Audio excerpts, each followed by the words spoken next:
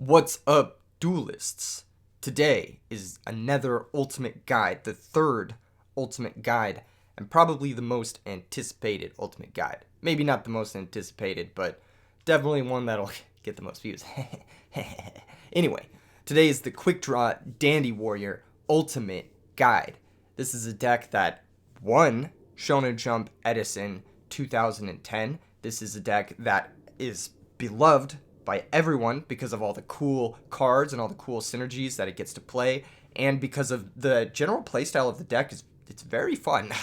It's very interactive, very variant. You get different games every time you play this deck. It's got a lot of different angles it's approaching the game from. So let's get into things. Let's talk about what the deck is trying to do. But first, make sure you guys are subscribed. Make sure you guys leave a like, leave a comment. These ultimate guide videos take a little bit more work than the average duel video for me to make. So just show me you appreciate them, and let's get right into things.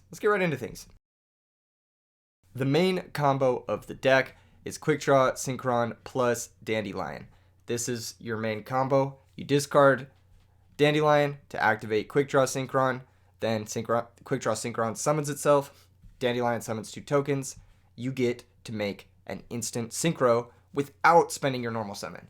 This is such a powerful combo because the synchros you get to make are Drill Warrior and Drill Warrior and Drill Warrior. Okay, you get to make Drill Warrior. Basically, Drill Warrior's busted. It lets you have a reverse toolbox with your graveyard. It lets you attack directly so you can never get walled out. And he also phases out every turn, so it's really difficult for decks to deal with. It gives you a little bit of inevitability. It lets you recycle all your best cards, especially in sideboard games when you have cards that are high impact sideboard cards and you get to recycle them. Really, really good. Really, really strong effect. And just the life point pressure is real. If you have 2 of these, it's what is that? So four turns, they're dead, So strong stuff.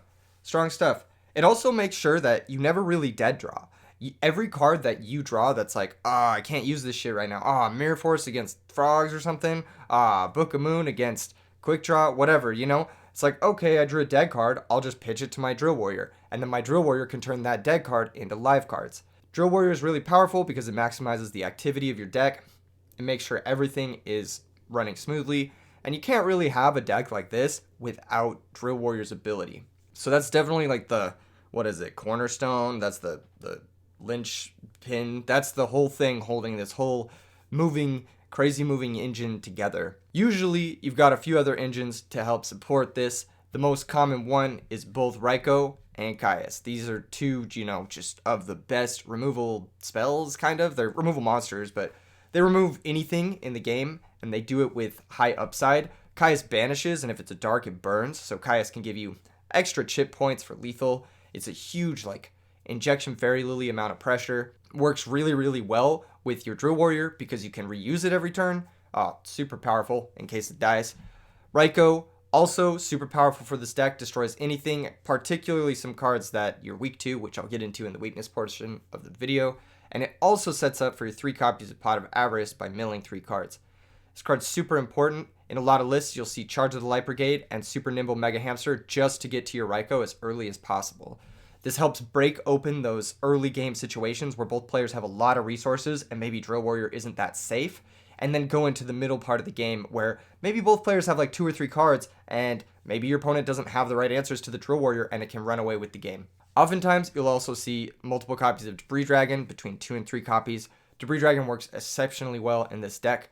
You're going to be putting your weaker monsters in the graveyard like Dandelion and Raikou. And then this can become a 1-card Field Nuke or a 1-card Stardust Dragon or Red Dragon Archfiend or Iron Chain or whatever throughout the game. Debris Dragon being a 1-card nuke in this deck in particular is exceptionally good because you have Pot of Avarice to use your limited Black Rose Dragon more than 1 time. You also have Dandelion as your 3-star target for Debris Dragon, which means you'll get some tokens left over after Black Rose Dragon destroys the field. Having these field reset buttons on command with Debris Dragon is super important for the deck, because if your opponent ever tries to push back, get aggressive through your tokens, you just nuke their board, get 2 more tokens, and say, try again next time. Better luck next time, buddy. You know, that's the way it goes. Also, it works really, really well with Drill Warrior, who can phase out. So you blow up the field, but you still have the ever like looming presence of Drill Warrior coming back every turn, and it's not getting destroyed by your own Black Rose Dragon. Really powerful synergy from Debris Dragon in this deck. Oftentimes, you'll also see Lone Fire Blossom and Titanial, Princess of Camellias. This little package allows the deck to be very aggressive. Lone Fire Blossom can also get Dandelion if you just draw your Titanial, I guess, or if you need access to Dandelion with the hand. Titanial is really, really, really strong, especially if you have one or more tokens in play. Titanial is a way for this deck to deal with a lot of cards that give it trouble, like D-Prison, Caius the Shadow Monarch, cards that would normally interact with your Stardusts, your Drill Warriors unfavorably. Titanial interacts with them favorably. And also, Titanial runs over opposing Raikos in the mirror match and negates the mill, so it slows them down. It's a really good card. I mean, it's obviously really amazing. The only time it kind of sucks is when you draw it. But worst case, you draw it, you're pitching it to Quick Draw, you're pitching it to your Drill Warrior. So it's, yes, it is a brick, it is a garnet most of the time. I mean, you still can tribute summon it, which isn't, I've definitely won games tribute summoning Titanial, so it's not like a bad card by any means in your hand. It's just obviously much worse than when you special summon it from your deck for free. Lone Fire Blossom is also great because it gives you 2 monsters in your graveyard for Pot of Avarice, plus a third, assuming your third monster doesn't get removed from play. Titanial is one of those cards that's pretty hard to remove from play, so you're pretty much guaranteed more than half of your Pot of Avarice is live upon drawing Lone Fire Blossom. It also gives you a really powerful card to search with Sangan. Sangan searches nearly all of your engine cards in the deck besides Caius and Gores, and offers the deck a really powerful way to combat opposing Raikos. It also gives you mix-ups early on in the game where you can set a Sangan. Your opponent might think it's a Raiko. They'll play into it by attacking into it with like a shittier monster, and then all of a sudden you get to search your best card and they have a shittier monster in play, and then you just cascade advantage that way. Card Trooper, another powerful card, contributes to your Pot of Avarice engine. It's limited to 1 in this format. Wish it wasn't. Card is amazing. It's another Debris Dragon target. If it's destroyed, you get to draw a card. This card trades really favorably with Doom Caliber Knight and Thunder King Ryo, which can give this deck a problem that can stunt the early games of this deck's game plan, this deck's engine. So, Card Trooper interacts very favorably with that. It's also a powerful card against decks like Gladiator Beasts. You can summon it, mill 3, threaten to attack over a Laquari, maybe they're forced to chariot it, you get to draw a card. All Gucci for you. As far as interactive spells and traps go, usually you'll see the deck playing Book of Moon, Bottomless Trap Hole, and then your like staple traps. I mean, oftentimes you'll see the deck also playing D-Prison, you'll see it playing other stuff too. This is just like, depends on your lineup, depends on that. As well as these Volcanic Shells, this is something you don't always see, but when we get into the successful deck lists, it's more or less become a mainstay in the deck in 2022. Foolish Burial gives you access to Dandelion immediately, which can help for, a 2-card field nuke with Debris Dragon that gives you 2 tokens. I mean, it's important. I think Foolish Burial is too powerful not to play in this deck, just to find your Dandelion, especially if you're playing the Volcanic Shells. If you're playing the Volcanic Shells, Foolish Burial is great. If you're not, you can maybe consider cutting it, but I think just having that third, access to Dandelion is pretty big. It's pretty important. It's one of those staple cards for sure. Cold Wave is great in this deck. Cold Wave allows you to Debris Dragon plus Field Nuke through multiple back rows. Helps you against Gladiator Beasts and Blackwings. Helps you against a lot of those heavier trap decks like Hero Beat. Unfortunately, Cold Wave doesn't interact super favorably with face-up floodgates like Mask of Restrict or Rivalry of Warlords or Gozen Match or Skill Drain. So, it's pretty good. It's pretty good. I think it's still worth maining, but definitely to consider the fact that it can't interact with face-up floodgates, especially in post-board games. In sideboards, you'll usually see multiple copies of DD Crow. DD Crow is so good in this deck for a number of reasons. First off, it's a level 1, so you can, worst case scenario, synchro it with Quickdraw Synchron to make Drill Warrior. Best card in the deck. Second off, it's a monster. You can recur it with Drill Warrior, and it's a sideboard hate piece. So you can keep looping this and keep removing your opponent's key cards from their graveyard using Drill Warrior. It's super effective against a lot of decks like Light Sworn, against maybe the hero decks where they're trying to Miracle Fusion. You just keep them off that the entire game as soon as you find your first copy of DD Crow. And then, last but not least, it's a monster, so it fuels Pot of Avarice. It's like a sideboard trap card that also helps you set up for your super powerful Pot of Greed spell that you get to play 3 of in this deck. Generally speaking, you'll see 2 or 3 of these in the sideboard of almost every Quick Draw deck if they're not maining them. Additionally, this deck, it's a pretty fair deck. You know, I mean, it's pretty like, yes, it's got a really high quality combos in Lonefire Titanial and Quickdraw Dandelion and Debris Dragon Dandelion, but most of these are just like one good play. You know, there's no like ridiculous over the top summoning 12 monsters a turn play. For the decks that do those sorts of things, you'll generally see this deck citing something like Vanity's Fiend or Fossil Dyna to try and stop that from happening. Another deck that can give this deck problems is the Machine deck. Generally, you'll have 2 Cyber Dragons to make Chimera Tech with in the Machine matchups. Also, Cyber Dragon is a pretty solid beat stick against Gladiator Beasts and Blackwings and, you know, just Hero Beat. Like, in general, it's a good way to stave off aggression, you know. The best defense is a good offense, and Cyber Dragon's the best offense in the format. So, great sideboard card. Another card that's similar vein to Cyber Dragon is Botanical Lion. Can't brain control this card, can't enemy control this card, so it's a really sticky card. And it gains 300 for each plant monster you control. So if you have a couple tokens out, I mean, it's a 2500 monster for a normal summon, which is pretty high stat line for just a level 4. It increases the value of your Lonefire Blossoms in post-board games. It lets you go into another target that maybe it's a matchup where you need to maximize the most out of your Lonefire Blossoms. Botanical Lion can help out there. And in general, just helps you run over annoying threats like Laquari, Shura, you know, the works. Also gives you set mix-ups. You know, it's 2000 defense, so not a lot of decks can run over that super easily. Solid card that we've seen in the sideboard of a couple of successful lists. Moving forward, we got Brain Control. Brain Control is one of those cards that you probably would main. I don't know where you slot it over. Maybe slot it over the Cold Wave. It's a solid card, and you definitely want to have access to it in your 55. I'd say either main it or side it if you're playing this deck. But, you know, maybe it just doesn't make your main deck cut. Maybe you don't want it in the mirror match or against other decks that are setting a lot of monsters, like Raiko Kaius decks. Maybe you don't want to pay that 800 life points because you've already got the Shells, you've got the Solemn Judgment. You want to go down too low against decks like Blackwings or Value that can deal a lot of burst damage. Definitely a card you want in your 55, maybe not in the main deck. Maybe you'll bring it in when you're bringing in the Cyber Dragons and Vanity's Fiend, so you have more ways to convert off of taking an opponent's monster than just 3 Kaias. This deck has difficulty synchroing with opposing monsters because both Quickdraw Synchron and Debris Dragon have this like weird restrictions where they can't synchro with like level 4 monsters. They can only make specific synchros.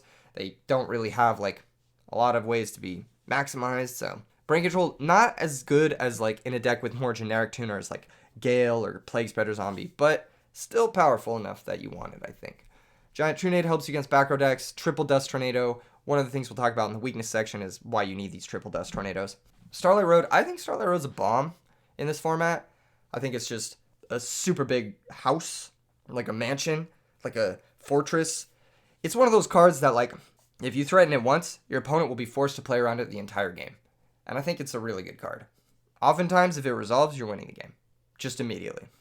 And there's not really many cards that do that, I guess, in the Quickdraw deck. A lot of the cards in your deck are like, yeah, if I resolve this, maybe I can grind out a +1, or I can grind out a +2.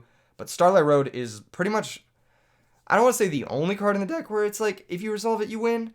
But it's one of the few. It's one of the few. So I think definitely include it. And then Mind Crush, I've included in the stock list because it helps with some of the unfair matchups. The decks that are trying to Gold Sark for their broken combos. The decks that are like tutoring their broken stuff. Or if you just have a read on your opponent, want to call Gores before you go for lethal, whatever, Mind Crush is there. Now that you guys kind of get the basic game plan of the deck, I mean, deck's been around for 12 years, I feel like I'm kind of preaching to the choir at this point. Let's move on to some of the lists that did well in recent history. First list I'd like to showcase is Jaina's first place list from the YRS. I believe it was like a 50-person YRS or something. Very solid tournament, very solid showing from Jaina. Powerful list. And it looks almost identical to the stock list that I had. The only difference is there's only one Book of Moon, there's no Hamster, there's DD Crow. There's 2 copies of Deep Prison, give you a little bit of extra defense against those annoying Gladiator Beast decks, you know, annoying Blackwing decks, maybe even, you know, just anything that's trying to beat you down. Dragons, Deep Prison's pretty good against dragons, so solid. In the sideboard, you've got a Transmigration Prophecy because, I don't know, I guess she wanted something over Mind Crush. You've got Jiu-Jitsu Master for some extra defense again. Only 2 crows because you've got the third in the main, of course. And more or less the same stuff. You got Lightning Vortex over Trunade, but it's more or less the same stuff. This deck, it functions, you know, it functions. It does its thing. It's Quickdraw to the T. The only weird thing is maybe the Shells, again, but Jazz also succeeded. He got second place in a DDS with a almost identical list. The only difference was he was main decking Hamster over the Crow. That was the only difference. And so 2 copies of this list have done well in the last years. I think it's a solid list. I think there's not much to say about this that wasn't said in the stock list, honestly. But I think it worked out for the metagame where, it's kind of open. This was kind of before everything developed with the Absolute Zero stuff. This is kind of before everything developed with the Dragon stuff, I think, and the Blackwing Vayu stuff. For like a standard, like old school, like Edison metagame, I think this is a fantastic list. I think this does very well against like your stock Blackwing lists, your stock Gladiator Beast lists. I think this is going to do pretty well against Frogs. So, yeah, solid list for sure. Let's go ahead and take a look at Jeff Jones' first place list from the Shonen Jump. Kind of compare and see how things have changed in the recent history. Jeff Jones' list from the Shonen Jump is really interesting. Actually, I don't think he was playing this Battle Fader. I think he had a different card in there. But, hey, this is more or less the list. It's missing a card. There's a card in here somewhere that belongs to Jeff Jones. And you know what? I don't know what it is. Leave it in the comments below if you know what it is. I don't think he was playing that Battle Fader if I remember correctly. But yeah, this is Jeff Jones' list. You'll notice a few really interesting things. I think one of the most interesting things is the Light and Darkness Dragon. This card sucks. No cap. The card's just not good today. Especially because we're ruling that Quickdraw activates in hand. So you can just reveal Quickdraw to fully kill Light and Darkness Dragon. I mean, Light and Darkness Dragon is much better when players suck in general. Like when you're playing against people who don't know what they're doing, Light and Darkness Dragon is really, really, really good. But if you're playing against people who do know what they're doing, Light and Darkness Dragon is kind of just like, okay, like you tribute 2 monsters. So let's say you tribute your 2 Dandelion tokens. All right, so that's 1 card plus the lad. That's 2 cards. Then your opponent will just chain 2 trap cards. So it's a 2 for 2, but it takes up your normal summon. It's kind of slow. Like, all right, whatever. Or your opponent just loses their monster in play and then brings back a Treeborn and then runs over your Light and Darkness. It's also awkward. You can't summon it when you have cards in play or you're going to lose those cards. I think it's just one of those cards that's like, it's fallen out of favor for a lot of reasons. Another card that's kind of like fallen out of favor is Night Assailant. I don't think people are playing this card that much. It's fine. It's a solid card with like Quick Draw and Drill Warrior. I think it's totally cool. I just think it's a little too cute. Like, it's not a great draw. I guess it's a debris target. It's probably fine. I don't think there's anything wrong with this.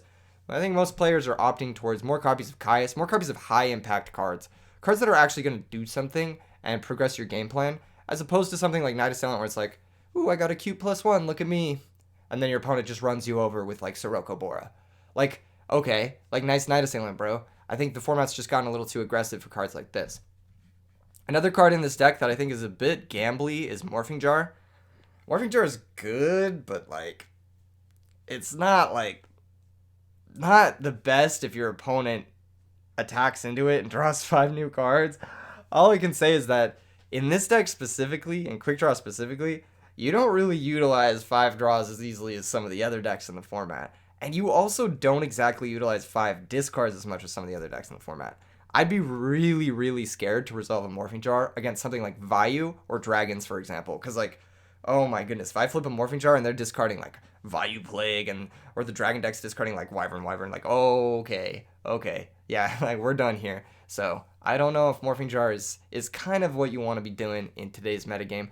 Then also Super Nimble Mega Hamster. I think this card is, like, good-ish, but slow. Some decks are playing 1. Most decks aren't playing 2, like Jeff Jones did, basically. I think this card was much better in 2010 when players were just, playing like fucking 6 Samurai. You know what I mean? When players were like just playing whatever cards they owned, Hamster beat up on decks that were like cards I owned on deck. Another thing you'll notice from Jeff Jones' list is he's not playing Charge of the Light Brigade to find Raikou. I think that's just like kind of a mistake. I think Charge of the Light Brigade should for sure be in this deck. I also think that Brain Control, solid. No Trap Dust Shoot. That's what it was. Yeah, he's not playing Trap Dust Shoot anywhere in the 55. That's just wrong. That card's just an FTK.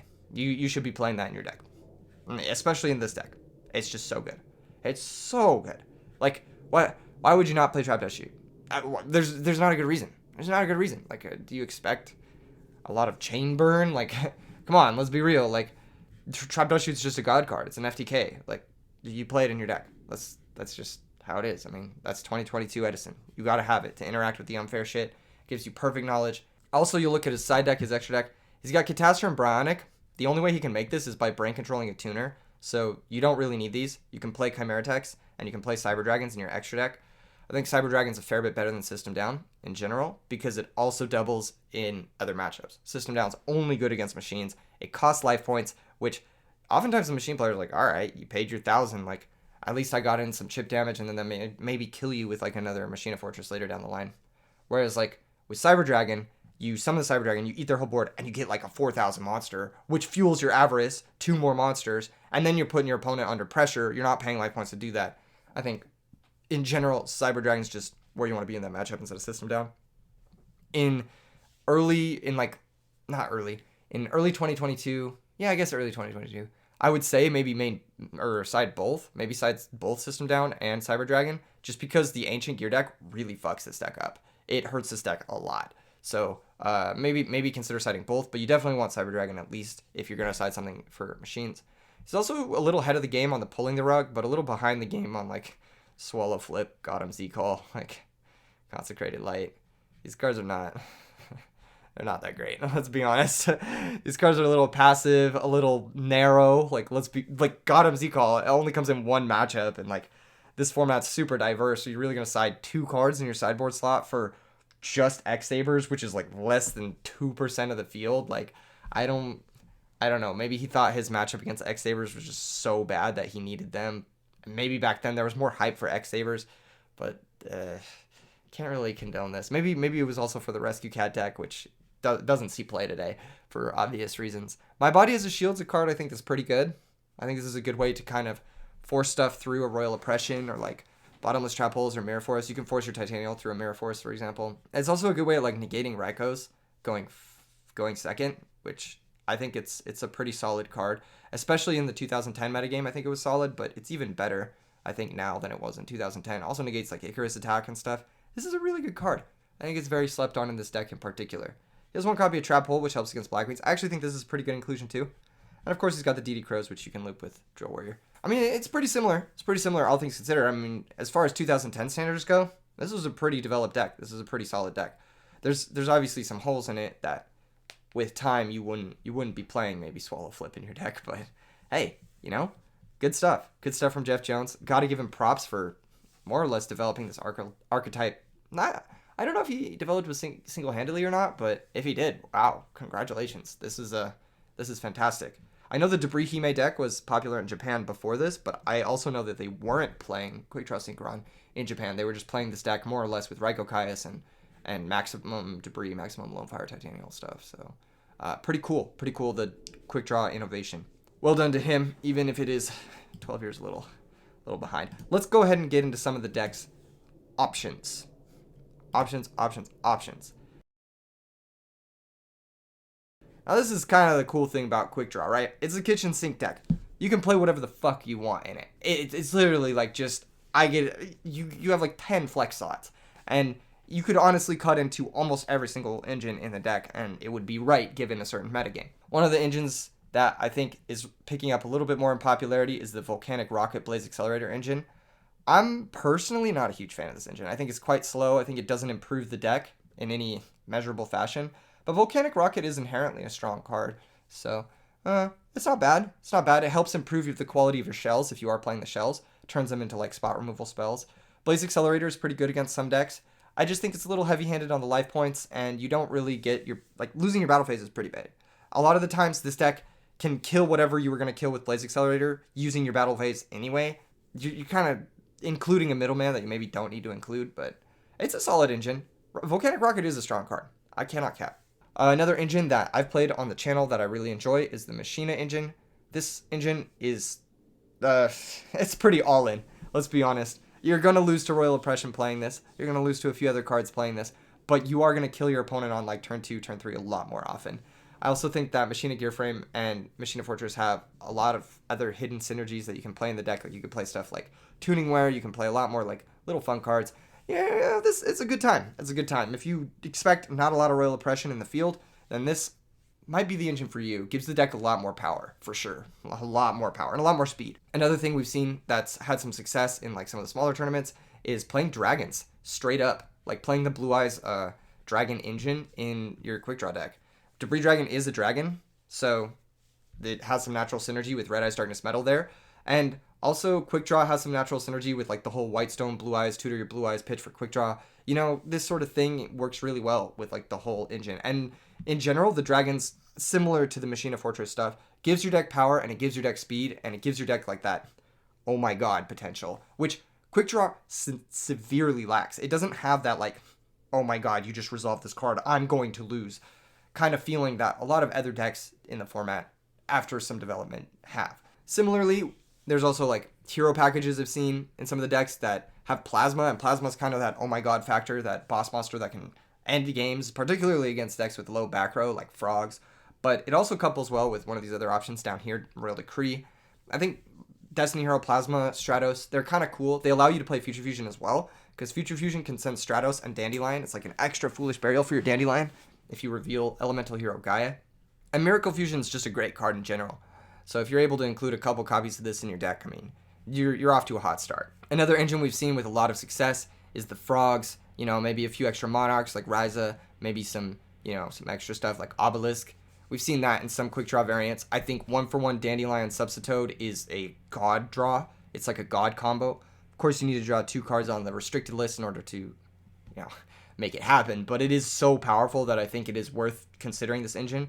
The only reason I don't really love this engine is because it's just more of the same, you know? It's just more underwhelming stuff outside of the 1-for-1 draw that, the quick draw already does that, you know what I'm saying? Quick draw already has a bunch of, like, little monsters. You need some oh my god, I'm going to lose the game shit. I do like this variant though. I do think that Ryza is powerful. I think Swap Frog's powerful. I think there's a lot of hidden synergies in this variant. There's also heavier Lightsworn engines. I believe we saw a couple people trying that out in Ribbit Series 1, where they had Solar Recharge plus Lilas, maybe even Janes to help run over opposing monsters like Shura, Fire Dog that can give your deck a few issues. I think this is an interesting engine. I don't know if I would play it particularly myself. I don't love random mills because I oftentimes end up random milling my Avarice more than I end up, you know, not. But you do kind of need to play them. But I don't know if you necessarily need to maximize on them by including the Solar Recharge stuff. I also think the Solar Recharge stuff makes you a little bit more normal summon reliant, and you're just introducing bricks to make your deck more consistent. It's like, I don't know. At least with like the Destiny Hero stuff and the Dragon stuff, the stuff you're discarding to your draw spells can also double as like late game boss monsters. Whereas with the Lightsworn stuff, it's like, okay, I have another mediocre normal summon, or I drew Dead Recharge. So it's like, you don't really get the upside of having like power with your draw engine. So I'm not really sold on it. It could be good though. Could be good. Another thing we've seen is like the heavy-handed dark engines that play like a full like tomato package. So you could Lone Fire into Tomato, maybe search out Spirit Reaper, Plague, Gale, Armageddon Knight, and you get to play Dark Armed and Allure, which are obviously inherently busted cards.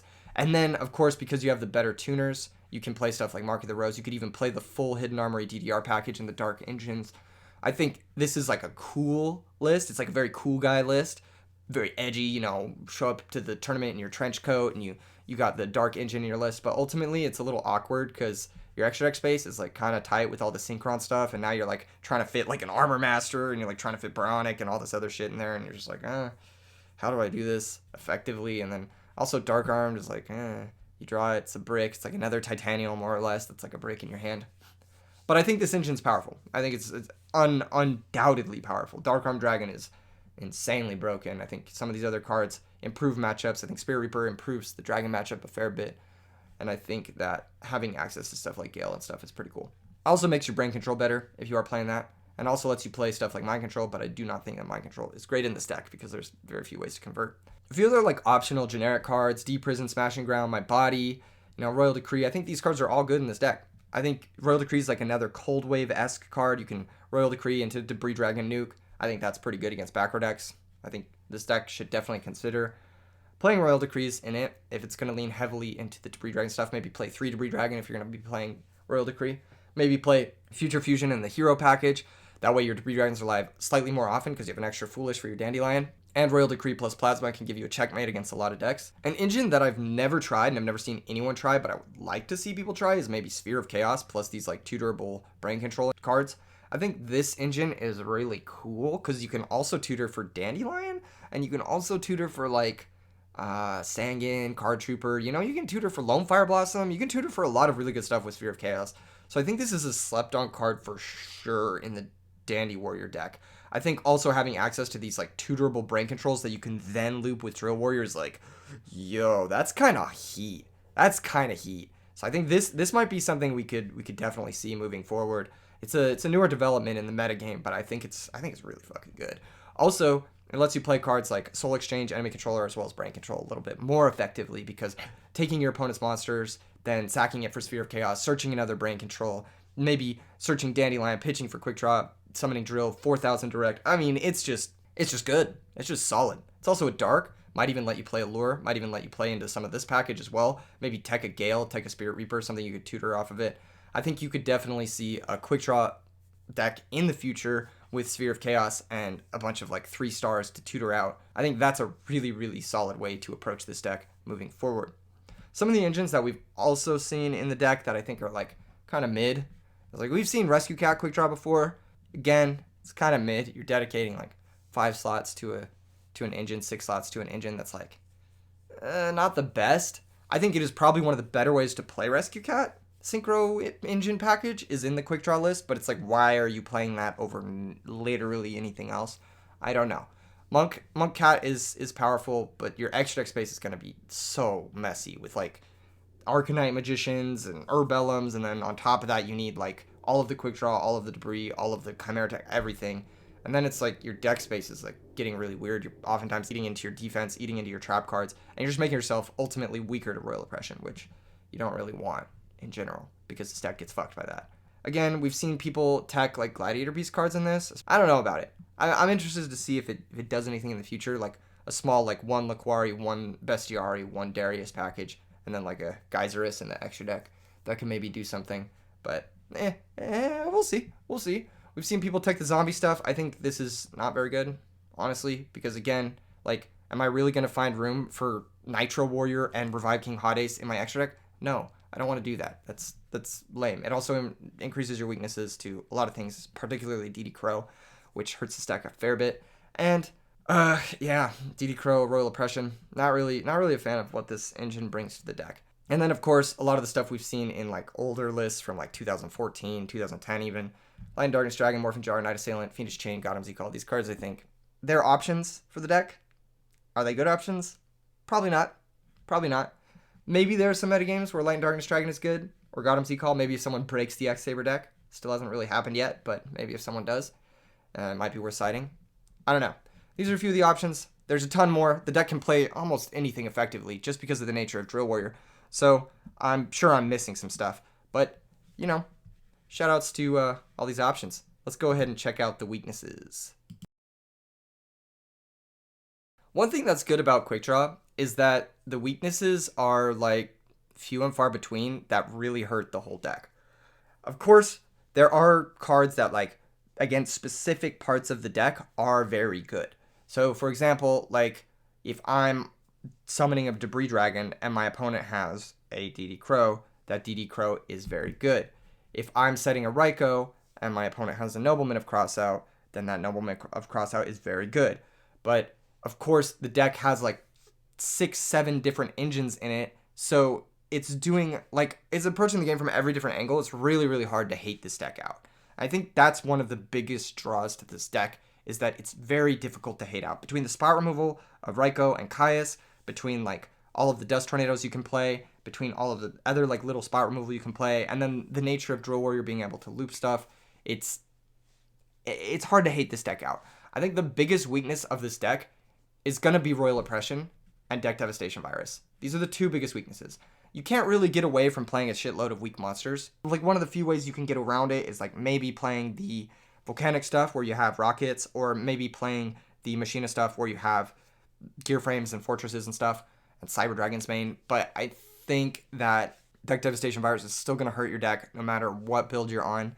I think it's just so inherently good against these like little monsters synchro strategies. And it's going to be a huge, huge thorn in your side.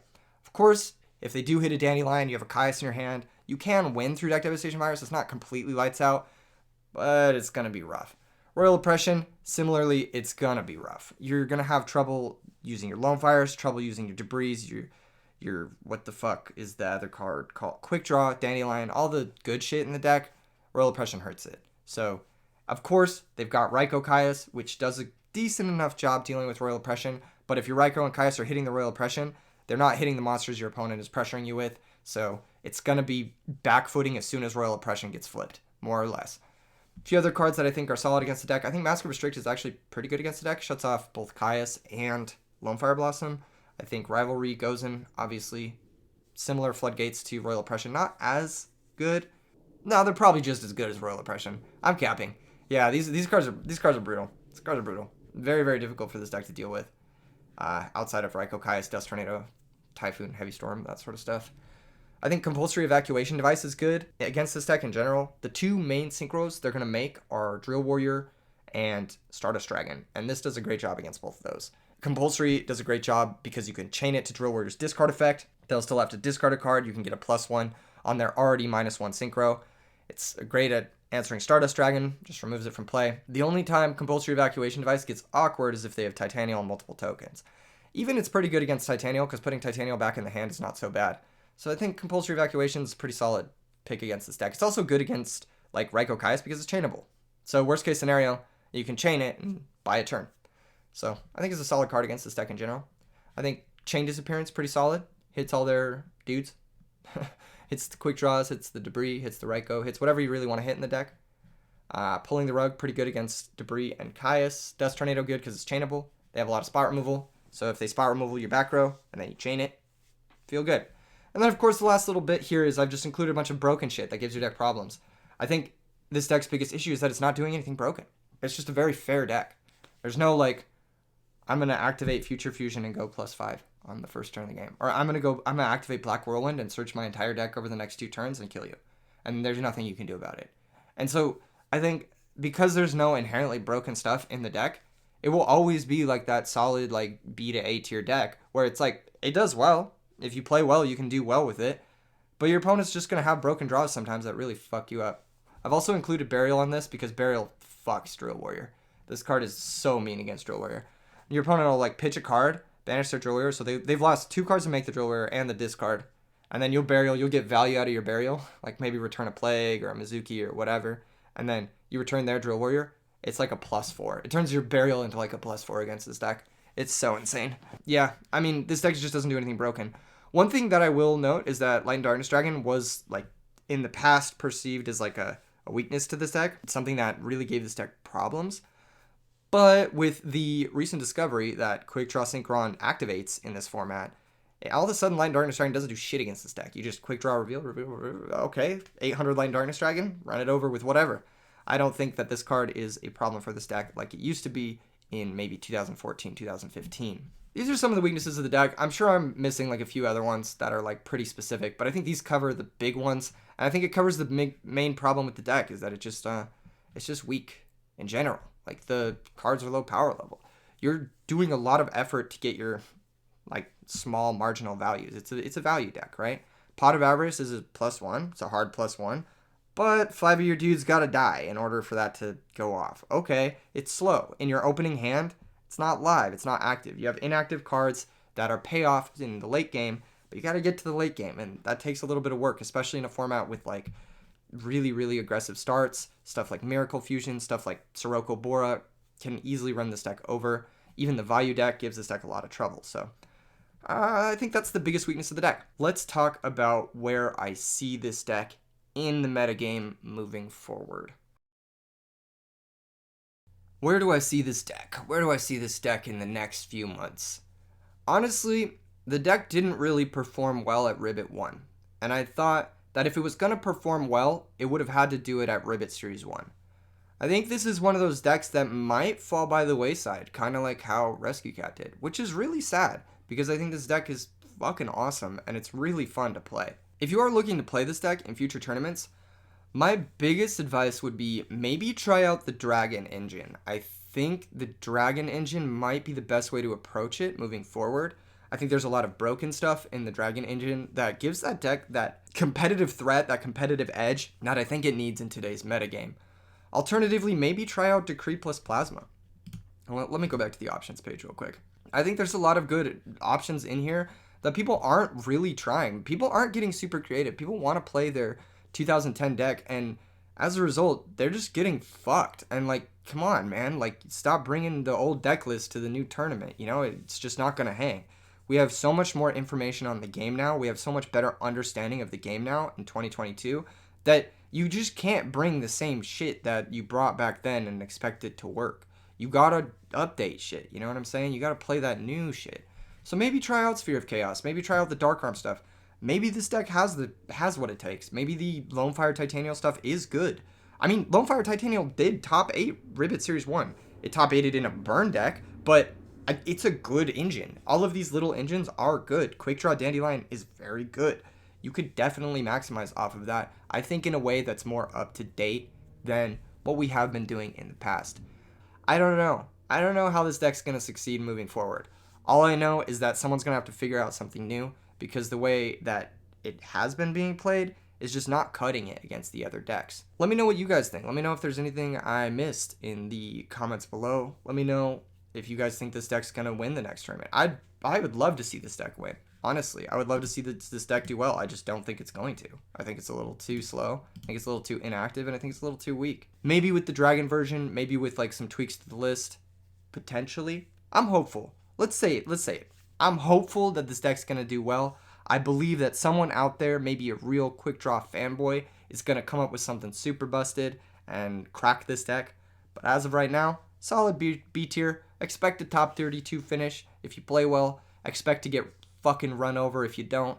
And that's that. Anyway, guys, definitely subscribe. Definitely like the video. Leave a comment. These videos take a lot more work than like your average like whatever video. So really appreciate the support on these. Also, if you can afford it, $2.99, become a member. It's $3 a month. It really helps support the channel. It also really helps support us throwing events and having these major tournaments and having fun content.